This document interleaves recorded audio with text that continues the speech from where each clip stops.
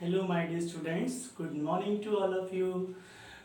Today we will start next topic, Kohlrausch law.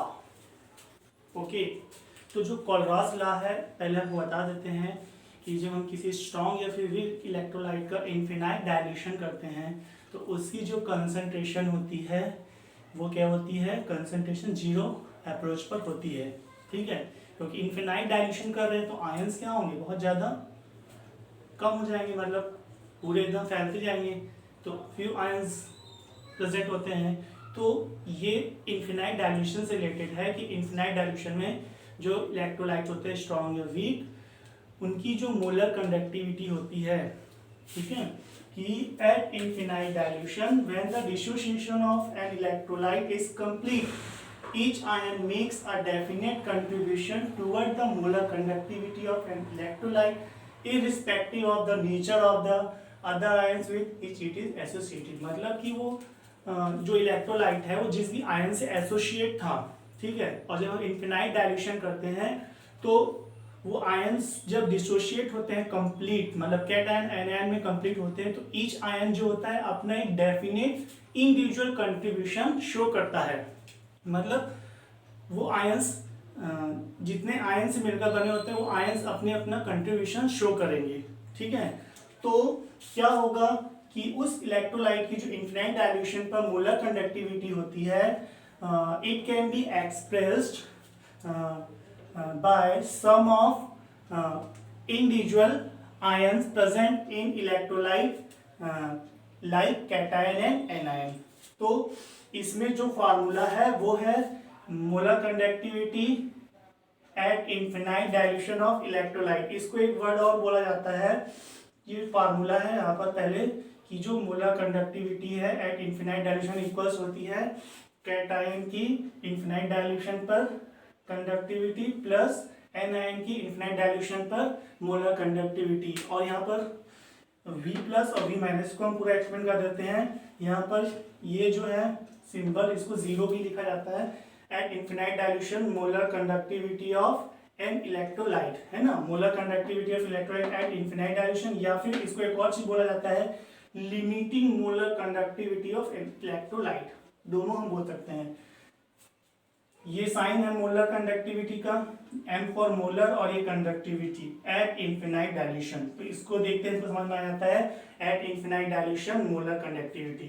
ठीक है, और V प्लस और V माइनस जो है ये number of cations and anions है per unit of electrolyte respectively. मतलब इलेक्ट्रोलाइट के पर यूनिट फार्मूले में जितने नंबर ऑफ कैटायन है और एनायन है उसके नंबर को V plus V minus show करते हैं.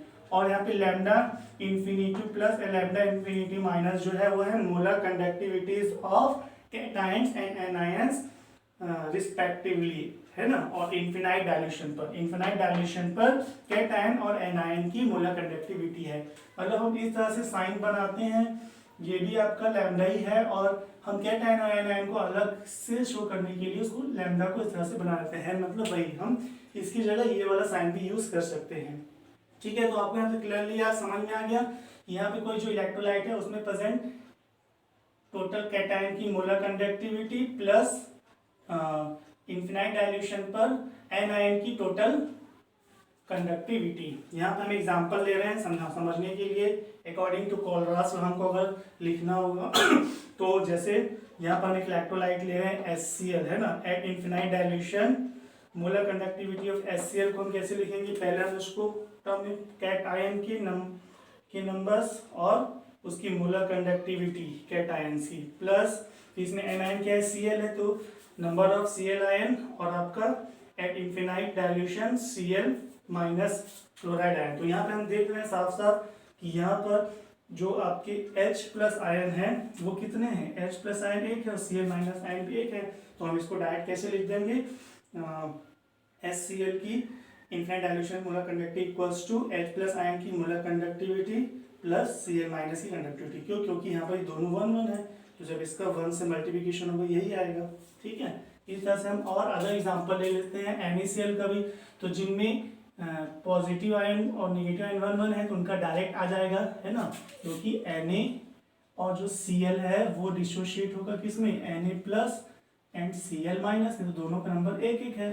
इसलिए डायरेक्ट इनकी मोलर कंडक्टिविटी क्या हो जाएगी इन्फिनिट डायरेक्शन पर Na प्लस और Cl माइनस। दूसरा एग्जांपल हम बेरियम क्लोराइड ले रहे हैं, तो बेरियम क्लोराइड में हम जान रहे हैं कि कैसे टूटेगा, ये Ba2+ है और 2Cl माइनस आयन है।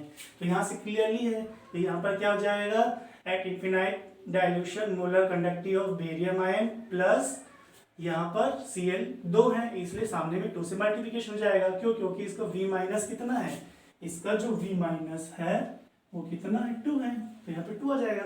मतलब जितने आयन डिसोशिएट हुए उनको हम टोटल लिखेंगे, तो यहाँ पर हो जाएगा molar conductivity of at infinite dilution chloride ion is 2, तो ऐसा लिख देंगे। फिर मैग्नीशियम क्लोराइड के लिए भी सेम आ जाएगा। क्यों? क्योंकि मैग्नीशियम पर 2+ चार्ज है और Cl कितना है, 2 है, तो इस तरह से इसका भी सेम ऐसे ही आ जाएगा, है ना। आपको क्लियर समझ में आ रहा है ना। यहाँ पे हम कोलरास लॉ के अकॉर्डिंग उसको कैसे डिसोशिएट होकर लिखते हैं वो फार्मूला बता रहे हैं। इस तरह से दूसरा एग्जांपल है ना, Al2SO4 ट्राइज है, तो इसमें अभी आपको क्लियर समझ में आ रहा है, इसके ऊपर 3+ चार्ज होता है, इसके ऊपर 2- चार्ज होता है, तो यहाँ पर हम क्लियरली लिखेंगे। तो ये एल्युमिनियम आयन कितने हैं, टोटल 2 है, तो हम यहाँ पे लिखेंगे at infinite dilution molar conductivity of aluminium ion 2 है और at infinite dilution molar conductivity of sulphate ion कितना है, 3 है, तो ये 3 हो गया। तो ये नहीं है, मतलब हम Al2SO4 को अगर आयन में डिसोशिएट करेंगे तो आपका Al2SO4 जो आपका ट्राइज है वो कैसे डिसोशिएट होगा, Al के ऊपर 3+ चार्ज होता है और टोटल कितने हैं, 2 है, प्लस SO4 के ऊपर कितना चार्ज होता है, 2- चार्ज, टोटल 3 है। तो बस हमको इन कैटायन और एनायन को मोलर कंडक्टिविटी के साथ में लिखना है चार्ज के फॉर्म में, और जो जितना है उसको उसके सामने मल्टीप्लिकेशन फॉर्म में लिख देना है, ठीक है। अब आपके लिए 3 एग्जांपल हैं और ये तीनों को आपको सॉल्व करके मुझे सेंड करना है, ठीक है। आपको दिया है at infinite dilution molar conductivity of electrolyte aluminium trichloride, and second है molar conductivity of ammonium sulphate at infinite dilution क्या होगी, and at infinite dilution molar conductivity of electrolyte potassium nitrate. तो ये तीनों का आपको कोलरास लॉ के according distribution लिखना है, ठीक है। Now application of Kohlrausch law. तो सबसे फर्स्ट एप्लीकेशन जो है वो कोलरास लॉ की है, calculation of molar conductivity of a weak electrolyte at infinite dilution.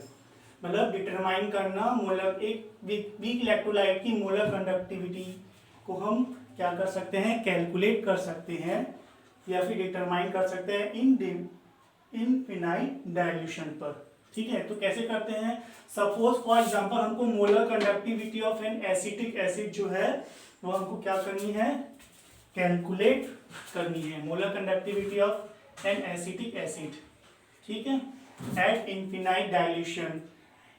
और इसको कैलकुलेट करने के लिए हमको कुछ वैल्यू दी रहेंगी, हमको मोलर कंडक्टिविटी दी भी रहेंगी कुछ अदर एसिड्स या फिर सॉल्ट की, जैसे कि HCl की मोलर कंडक्टिविटी, सोडियम एसीटेट की एंड NaCl की। तो इस तरह से जब वैल्यू हमको अदर सॉल्ट या फिर हमको क्या दिए रहेंगे, एसिड दिए रहेंगे, उससे हम वीक इलेक्ट्रोलाइट की इनफिनाइट डाइल्यूशन पर कंडक्टिविटी कैसे कैलकुलेट करेंगे।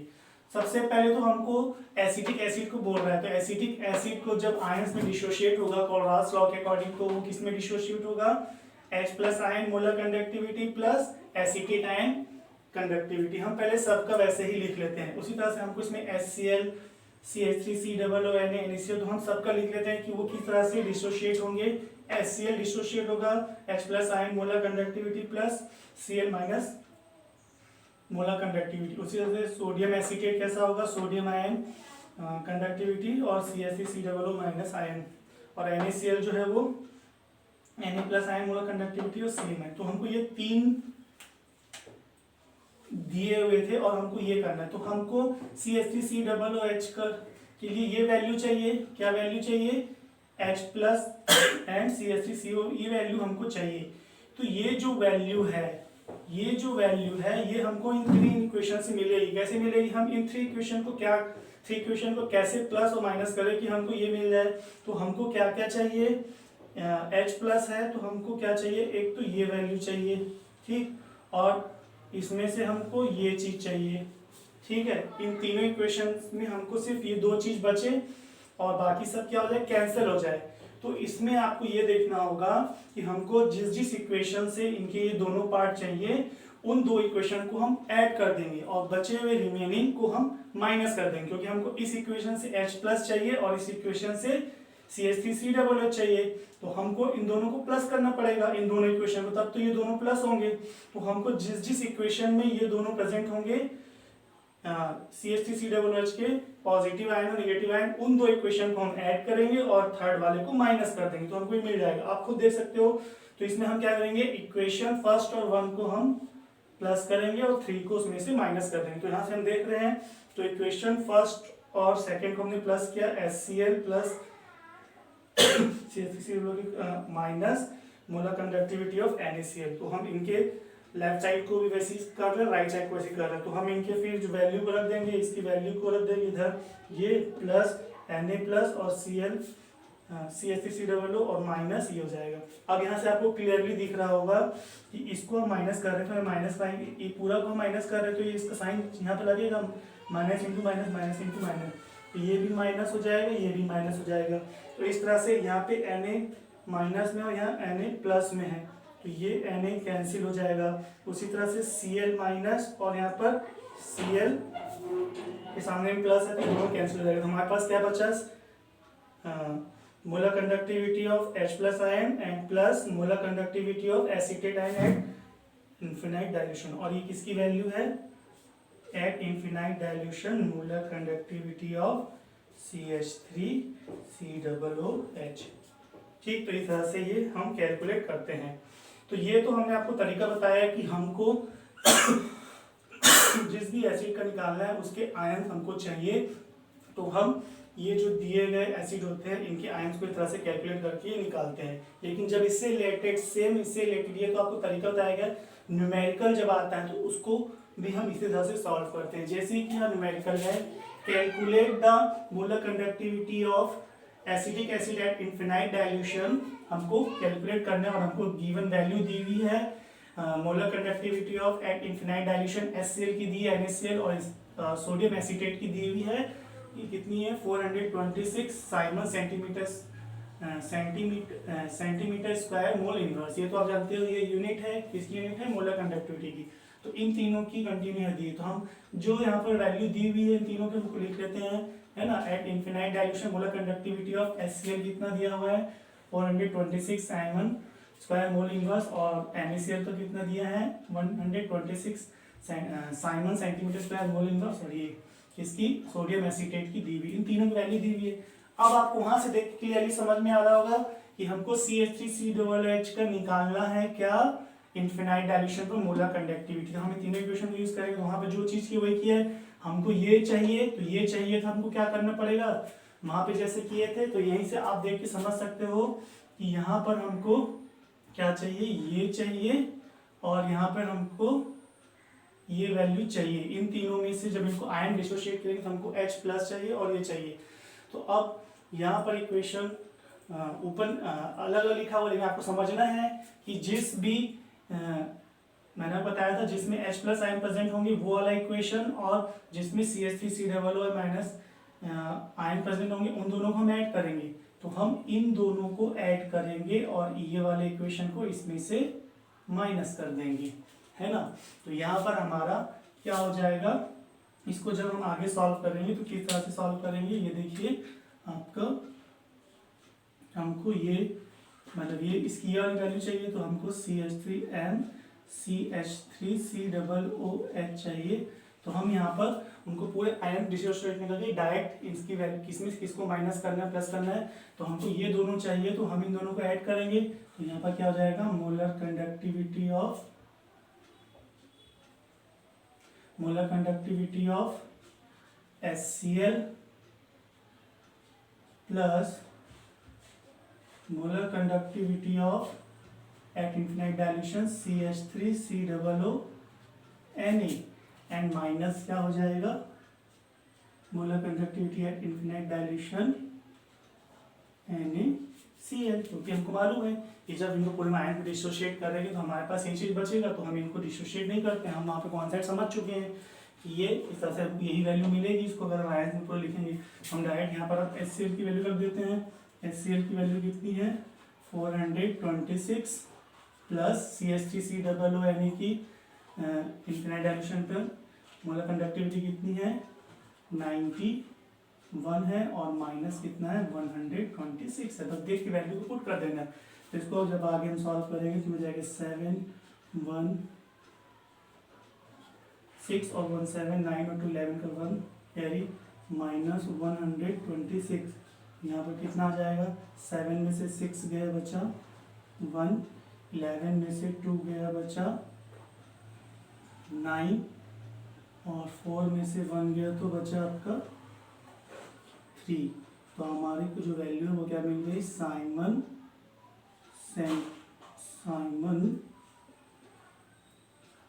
Centimetre square mole inverse. ठीक, इसकी वैल्यू मिल रही है हमको जो हमको क्वेश्चन में निकालना था।